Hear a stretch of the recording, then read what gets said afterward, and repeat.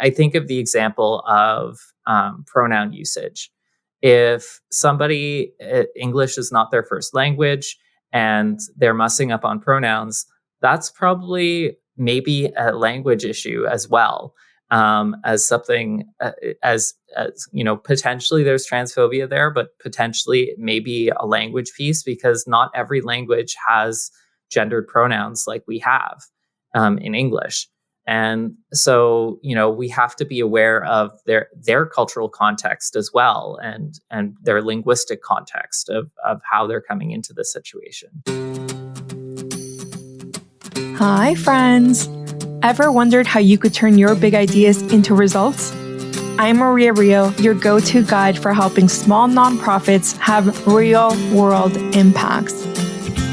Together, let's reimagine a better sector, tackle systemic issues, and yes, raise some serious cash. Welcome back to The Small Nonprofit, the podcast where your passion meets action.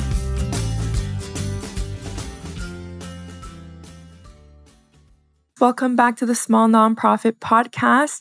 I am here with Jade today. So excited to bring them on to talk about all the really cool work they've been doing over the past few years. Hi, Jade. Hi, Maria. It's such a pleasure to be with you. Jade, I'd love if you could introduce yourself to our audience, tell them a little bit about what you do, why you do it, where you do it, all those good things.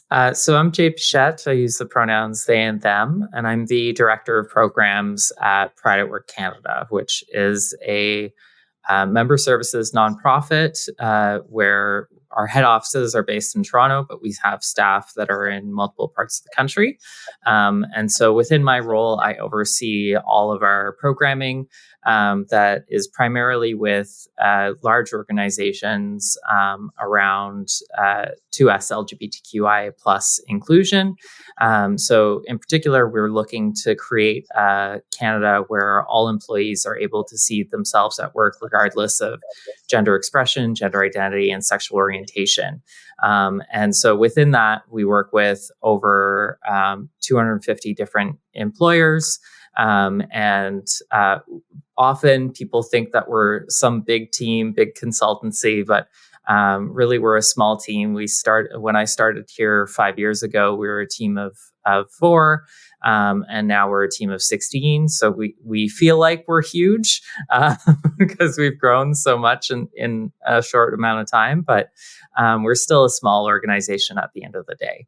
And so within my work, I'm always looking at how we can bring diversity, equity, and inclusion into the workplace, and always love to share that as well with folks, and looking forward to sharing that today. But in my history, I've always kind of worked in small nonprofits. This is my 3rd small nonprofit I've worked for. So it's been quite a small nonprofit journey over that time. I love that you're saying it's a small organization, 16 people, but that's a huge reach. That's something that Yes. Pride at Work Canada should be very proud of for sure. I just have a question. So do you mostly only serve nonprofits? Do you serve corporate, or do you serve anyone who's kind of looking to make that commitment? We look to serve anybody who's serving that, looking for that commitment, but primarily we work with corporations more than anybody, and so within that we have folks from all kinds of different sectors, from legal to financial to insurance to skilled trades and more, tech sector as well. But we also have governments that we work with. We have nonprofits that we work with. And so we have a range of different organizations that we work with in a professional manner. But we also have our community partnership program where we work with nonprofits that have a similar mandate to us, and provide them free access to some of our services. So we're always trying to look to grow that network and have a united network across all industries. And what does the programming actually look like? So when someone engages with Pride at Work Canada, what's the next step? Yeah, so we have quite a few different programs. So we have our education programs, like our webinars that serve and look at kind of the 201 issues of 2S LGBTQI plus inclusion, as well as we do occasional roundtables across the country. We try to do some of those types of workshops and presentations on the ground.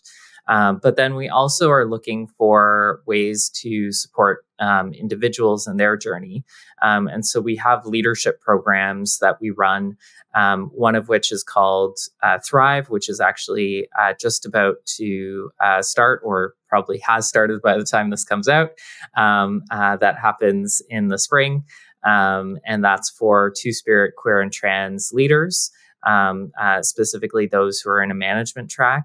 And then we have a program in the fall called Flourish that looks at employee resource group leaders. And so employee resource groups or affinity groups are groups of employees that come together around a single purpose. And so there's a lot of Pride employee resource groups out there. And so we want to make sure that they're doing the best job that they can and have all the supports that they can. And then we also run an in-person program that's a one-day symposium called Spark. And that happens every April in Toronto, or April 2024 anyway. And then we're looking at touring it in other parts of the country later in the year and in future years.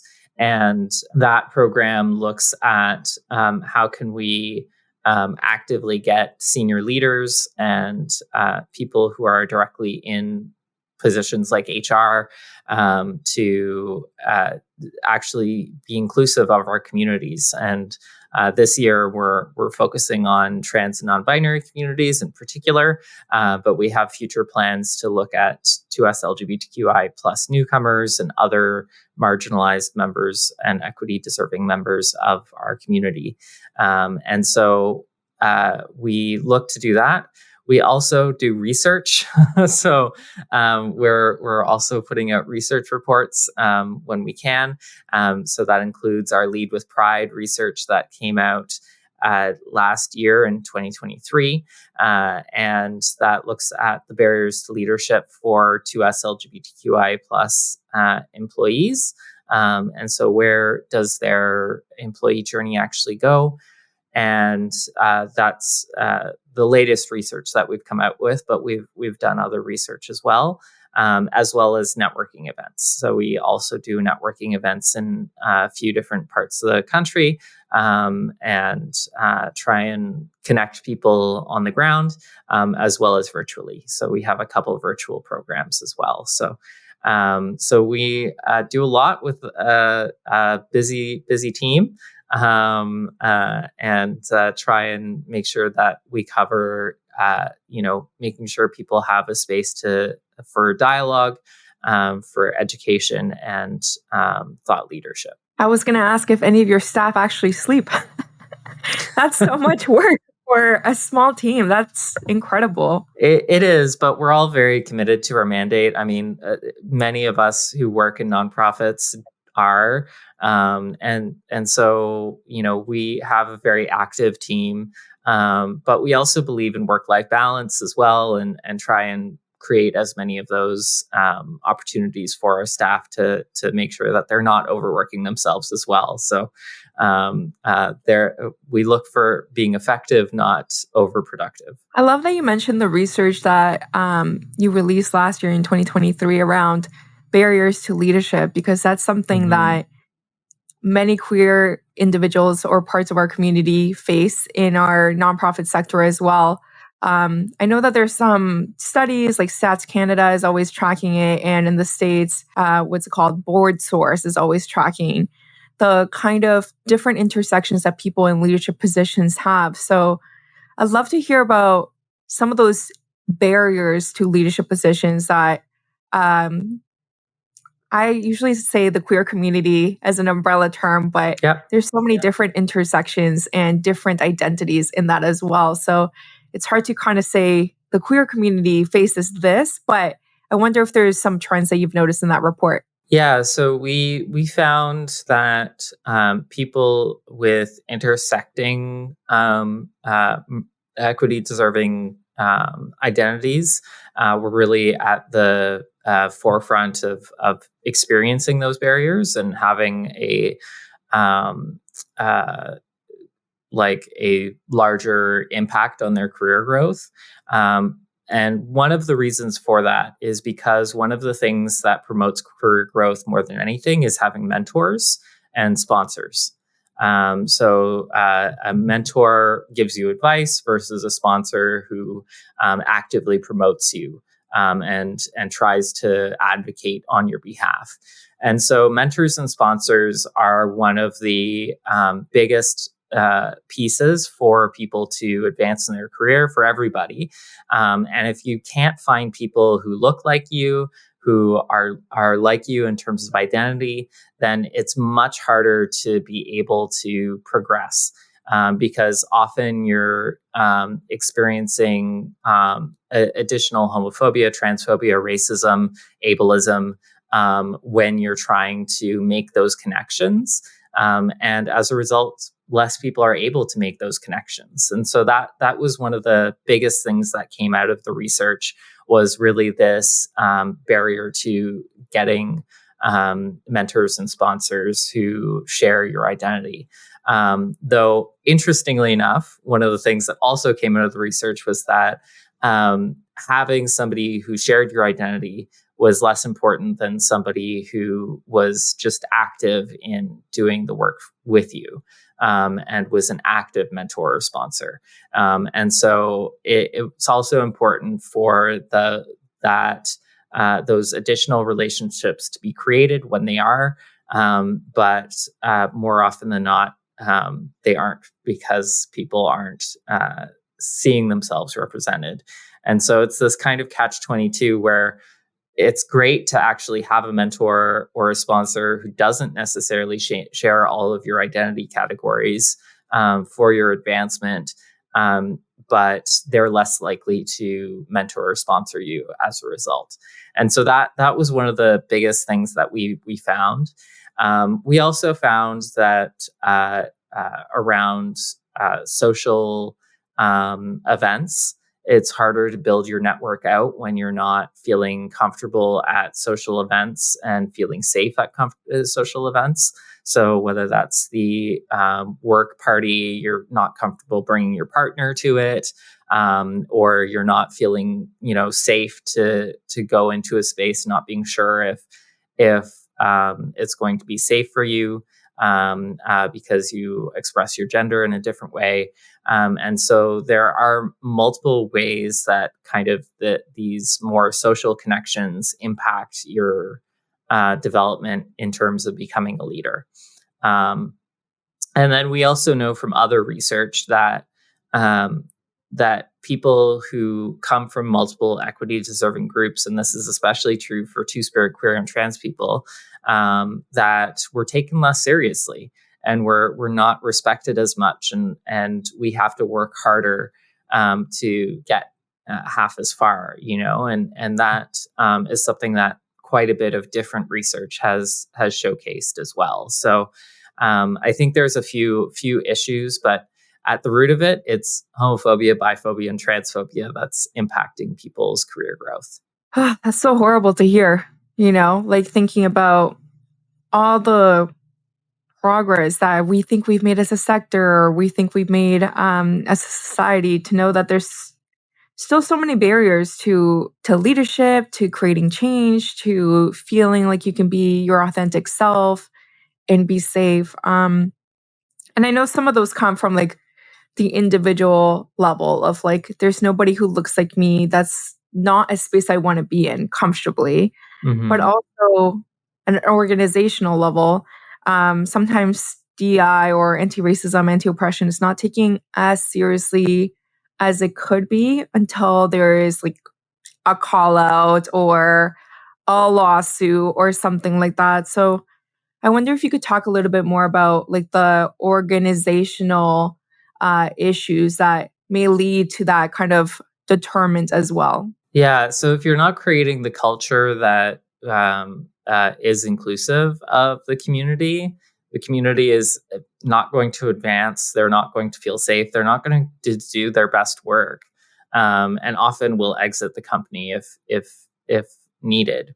But DEI or anti-oppression, anti-racism, for the context of this podcast, I'll probably be mostly using just DEI because that is the language that is often used. But know that this is also coming from my background, which is as an anti-oppressive social worker. And so I do believe very strongly in thinking about things from an anti-oppressive perspective instead of a DEI perspective, because there can be a bit of a difference. But DEI as a whole is something that organizations need to be doing as a forethought and not an afterthought, kind of as you were stating, instead of having to wait for a call out or something along those lines. And, we really are looking at culture at the end of the day. We're looking at what is the culture of this workplace. And if the culture of that workplace is one that is rooted in whiteness, in cisness, in heterosexism, it isn't going to be one where everybody's going to be able to thrive, and it isn't going to be one where everybody's going to be able to do the best job and be the best employee they can be.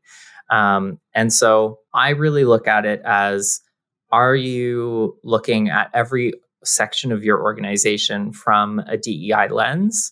And is that the responsibility of the organization as a whole? Or is it the responsibility of one individual, where quite often it's put on one individual? And that's when it's going to fail, because there isn't the buy-in to actually do this work. And I think we often get stuck because we look at DEI as often just training.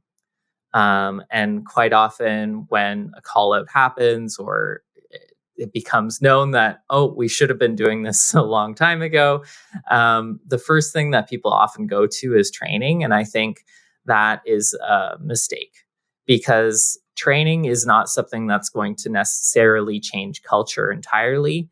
It's something that's going to have an impact, but only with the people who already are bought into the idea. So people who have buy-in on DEI, training can be effective for, but people who don't have buy-in, you have to create that first. And you have to create that through your policies, through your procedures, through your recruitment. So making sure that you're recruiting equitably from different communities, that when you're bringing people in, they're not the only one, and they're not alone. You really have to create this cultural shift before you bring in training, in my opinion. Because otherwise your DEI efforts are likely going to fail, because you're not addressing the broader cultural issues and the broader institutional issues.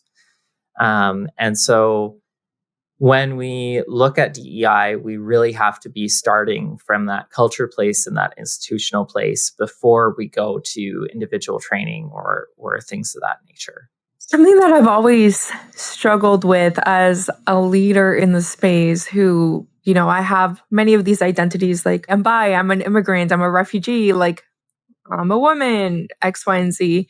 Something that I struggle with is, how much is it the responsibility of an organization to bring along these individuals versus kick them out? You're an unsafe person, get out of here. And how much can an organization actually support people in their learning when it can be such a deeply intimate, personal journey that is a really hard look in the mirror for people who are trying to dismantle kind of homophobic thoughts or transphobic thoughts or ableism, racism within themselves. So I'd love to hear your thoughts on that. Like, what is it, the responsibility of the organization when it comes to either bringing those people along or not bringing them along? I think it really depends on whether those people are in a place to be brought along, because not everybody is. And if somebody is actively causing harm, then you have to have a discussion about that. You have to address it. It can't be something that you just say, oh, well, that's just, X person. That's just the way they are. Or, giving excuses. Oh, they're just from a different generation, which is something I hear too often. um, and we really have to be aware of if people have a different cultural background, generational background. We have to be aware if they haven't had the opportunity to do this type of learning. And so that is the place where I say, okay, we need to call those people in instead of just saying, okay, we're done with you and the like. Like I think of the example of pronoun usage. If somebody, English is not their first language and they're mussing up on pronouns, that's probably maybe a language issue as well. As something, as potentially there's transphobia there, but potentially maybe a language piece, because not every language has gendered pronouns like we have in English. And so, we have to be aware of their cultural context as well, and their linguistic context of how they're coming into the situation. On a generational issue, if people may not have had the same level of education and opportunity for education as we have had. Like I even think of the generation younger than me and their access to knowledge about things like the residential schools. Like I learned nothing about the residential schools when I was in school. Nothing. It wasn't until I took an Aboriginal social work course, and that was the term of the course at the time, that I actually learned about the residential schools at all. I didn't know about them. I was in my mid-20s at that point, or early 20s. So we really have to take moments of compassion with folks. But if we give them moments of compassion and moments of opportunity for growth, and then they're still not providing that moment, then you need to address things, and you maybe need to, shift who is at the organization, and put people into performance plans or things of that nature, including if they're board members. And I think of board members in this as well as staff and volunteers. And I think back to when I was a volunteer manager, and we had one volunteer who had been with us for, I want to say 20 plus years. It had been quite a very, very long stint. He had done a lot of work with the organization.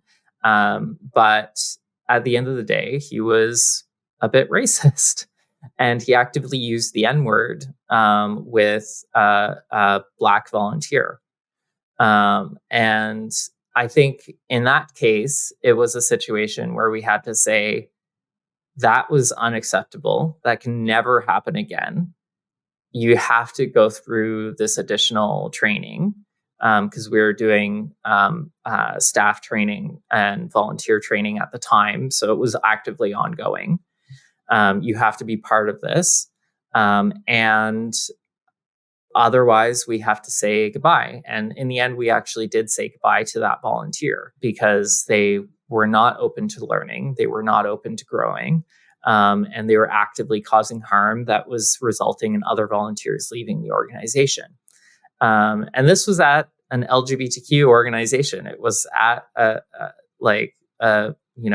queer nonprofit, not my current one, but a previous one that I've worked at. So, you really have to figure out that balance. But I always say that we have to start from compassion, and give people the opportunity to grow. And it's only if they don't grow that we say goodbye. What about when it comes to kind of repairing the harm? So, for example, if I was that Black volunteer, I would just be like, wow, how many times does this person have to say something so aggressively horrible to me until it gets kind of taken? How many chances do they get? I don't want to be in the same room as that person kind of thing. So how does repairing the harm work for the injured party? I think that depends on the injured party. So just for a bit of context, because I think I misspoke a little bit, but the N word was said in that person's presence, not directly to that person, but still it was said in that person's presence. And so that did change the dynamic a little bit. But I really think that it depends on that person and what they need for that repair. Because sometimes it means that they need to have a moment of apology. Sometimes it means that they need that person to leave the organization. Sometimes it means that that they decide that they just don't want to be a part of the organization, and that was the decision of this volunteer, which I was disappointed by. I was sad by, not disappointed. I was sad by, but understood as well. And it really kind of said to us that we had to make this more broader change as an organization, and that we had to do the work, and that it was on us. And so sometimes repair can't happen fully. But it really depends on that individual if they want repair, if they are looking for it, and then providing those spaces of, apology, of making accommodations, like making sure that that volunteer never has to work with the other volunteer again. Creating some of those broader changes, and that's actually one of the things that we did was we actually did with the volunteer that caused the harm. We made sure that they weren't working with any others except specific older volunteers that had understood what had happened and were able to coach him in particular. And so it's really about creating that space for repair to happen. But sometimes people are not looking for that. They just kind of say, this is it. And I think that we have to be aware of that, and we have to be prepared for that. And we have to use it as a learning moment to change the organization as a whole. Because the reality is that racism, homophobia, biphobia, transphobia, it's inherent in pretty much every organization. It's going to happen because it's in our society. And so we have to be prepared for when it happens, not if. And I don't think as an organization we had been prepared for the when at that time. I had just come on as a volunteer coordinator. It was a bit of a shocking moment to start an organization, to have that happen. But it was something that we had to deal with at that time. Sorry to hear that happen so quickly into your new job. It's like, these things happen. What do you get yourself into? I love if you could give me an example of not necessarily like name a company or organization, but just like something that they have implemented that may not be the obvious, like use an accessible bathroom instead of not, value aligned, DEI aligned initiative. So, I mean, there are the simple things like, making sure that you have accessibility checklists for your events, making sure that you have like accessible bathrooms, gender inclusive bathrooms, those types of things. But I think something that is a bit more interesting is leadership chats, where you actually have people who are in less senior positions, who get to have one-on-ones with senior leadership, and kind of do a reverse mentoring where there is a mentorship moment that happens between them, and that results in leadership having a better understanding of equity deserving groups' experiences, and sometimes leads to change. within the organization, but also can lead to promotion and real development for that person who is in the lower position. So that's something that I think is really interesting, and is something that is a bit different. Of course, I always look at action plans as something important. So making sure that you have a plan of action of how you're going to create organizational change, but also in terms of your structure as well. So I think of making sure that you have different options in terms of people doing virtual work and in-person work, in the in-person spaces, making sure that there are different options. I recently visited EY, which is a very large organization, but they have a neurodiverse floor where they have different types of lighting. They have reduced sound. They have different types of furniture, and really trying to create a space that is welcoming for neurodiverse people, which I think is really interesting and amazing, and something that we could be doing more of is creating kind of some of those differing spaces. And so, having those connections to leadership, having those different spaces are really two of the things that I see as kind of unique ways of creating space for all. I love both of those examples. Thank you. Something else that I would love to kind of pick your brain on is the responsibility of an organization when it comes to having practices like that already in place versus waiting for someone to disclose. And then it's like, if someone discloses, oh, it's one person. Do you know what I mean? Sometimes they just put it as like, I've only had one person say that they are neurodivergent. So do we really have to implement these changes for everyone? What do you think about that? I think that's very short-sighted.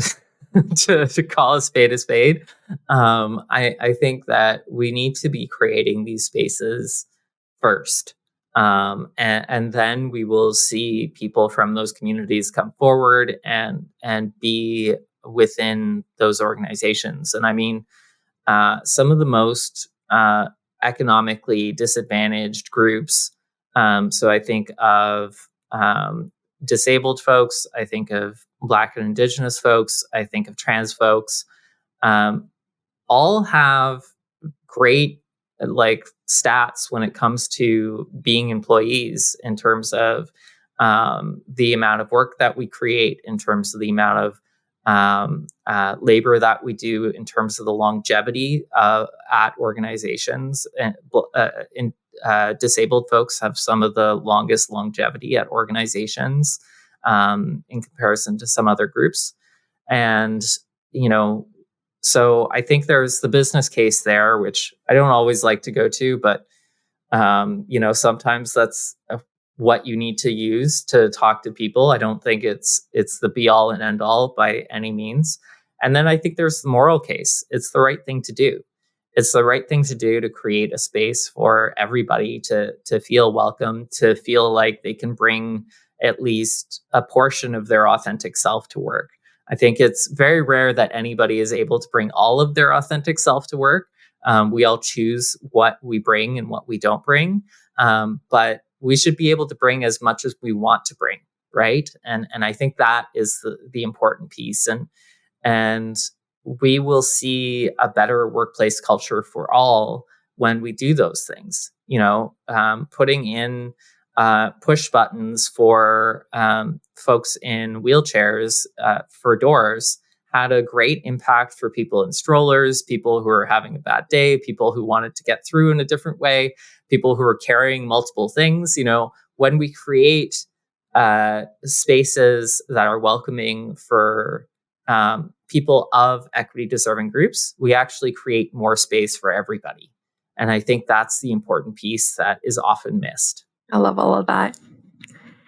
Are there any kind of tips or last thoughts that you would provide to a small organization around maybe they've been thinking about this, maybe they've started implementing it, but they're not getting very far when it comes to DEI, anti-racism, anti-oppression? What would you say to them? I would say create a inclusion council. And so an inclusion council would be made up of staff. If you're a very small organization, then also board and volunteers. So depending on how large you are, sometimes you want to have more just board and staff involved. If you're smaller, you might want some volunteers on there, but have a diversity of folks on that committee, and make it a priority of the organization as a whole.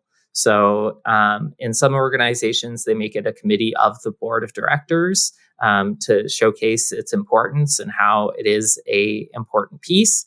And, don't just put it on one person at the end of the day. So that's the biggest tip that I have is make sure that you create this space for an inclusion council overall, and that you have a diversity of experiences, backgrounds, identities on that committee. And that committee can then create and look at the different ways that they can create culture at the organization and create an inclusive culture. At some organizations, they actually call it the culture committee. And it becomes a bit of a mix between an inclusion council and a social committee. But really make sure that that workload is spread out and that you have a diversity of voices at the table. Because I think if we put it all on our executive director, or we put it all on the board, or we put it all on volunteers, we're not going to have an equitable playing field in terms of the impact. And we're not going to actually address it in all areas of the organization. So that's the biggest tip that I would have. And then the other tip that I would say is don't do this alone. Don't feel like you have to do this all alone. Get an outside consultant, talk to other organizations. When I was creating our action plans at our organization, which includes a poverty reduction action plan, an accessibility action plan, anti-Black racism action plan, and an Indigenous commitment action plan. In retrospect, I may have just created one that was more consolidated, but we created these 4 plans, and we reached out to people and said, what was your experience like? What did you go through? And I think that is something that is really important, because these issues aren't new. These issues, racism, homophobia, biphobia, transphobia, ableism, sexism, none of these issues are new. And so also the responses to them aren't necessarily new either. And we can really find that support by just going to other organizations who've gone through similar journeys and see what their experience is like.